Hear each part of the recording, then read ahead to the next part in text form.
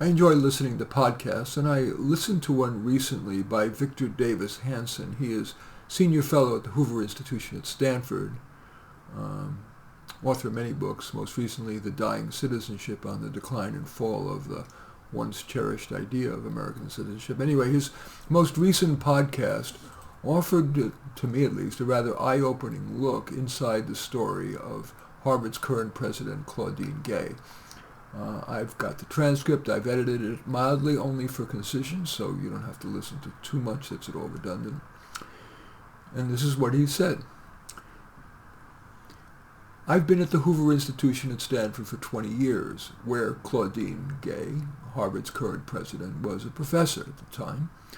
When she came up for tenure, she had written no books, only 4 articles, all on the victimization of black people. Yet they tenured her. It was so controversial. And then, many years later, she went to Harvard with tenure, with a total output over her whole career of 11 articles. You don't get tenure at Harvard with 11 articles. She got an exemption. Yes, her parents were Haitian immigrants, but she went to Phillips Exeter Academy, America's most exclusive prep school, and then went to Princeton, then to Stanford, then to Harvard, schools that take fewer than 8%. She got every opportunity in the world. They bent over backwards at these very prestigious liberal institutions to greenlight her career.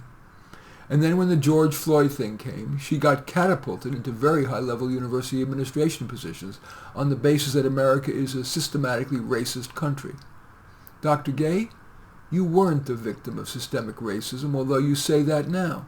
You certainly weren't fired like Stanford's white male president because 30 years ago he did something inappropriate in an illustration or something was wrong with one paper. Dr. Gay didn't get fired, despite all the evidence of sloppy scholarship, maybe even downright plagiarism. The president of the University of Pennsylvania, a white woman, who had a much better record, had to step down merely because she wasn't clear enough in denouncing anti-Semitism. This Harvard president, President Gay, has deplatformed and disinvited guests, showing no honoring of the First Amendment, censoring and punishing people whose speech was ideologically different from hers. Now she suddenly claims she's a stalwart protector of the First Amendment. She's in her early 50s. The system has bent over backwards for her as a black woman. Yet she, and the likes of Hannah Nicole Jones, claim she's a victim of systemic racism. And yet Dr. Gay tolerates a campus in which there is a systematic campaign on her campus harassing Jews, even hoping they die. Claudine Gay, president of Harvard, is the epitome of what has happened to higher education. What has taken centuries for the Ivy League to accrue a top reputation can be lost in a few years. If you bring in students who don't meet standards and hire faculty based on their race, their ethnicity, or sexual orientation, even a president who's written only 11 papers in her whole life, some that are under suspicion of plagiarism, and she is the leading academic at Harvard, there's no there there. There are 500,000 academics in the U.S. alone with better records than she has. Yet Gay feels that the DEI community is absolutely exempt from any criticism that it's racist to the core.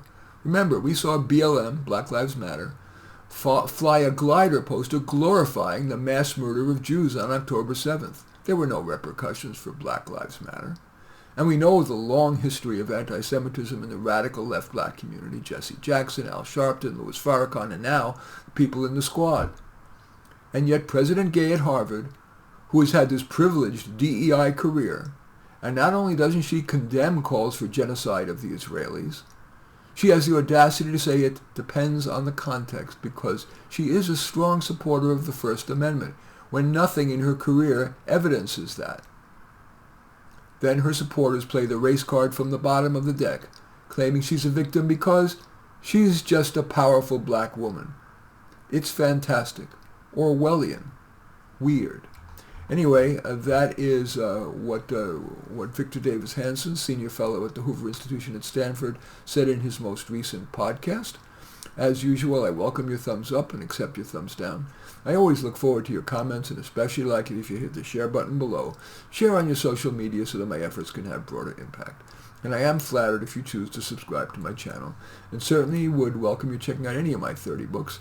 Perhaps the most relevant to this is my book Thought Experiments, but you can find all 30 on Amazon. Just go there and search on my name, Marty Nemko, Nemko, and you will find more than you can stomach. In any event, I do thank you for watching. I am Marty Nemko.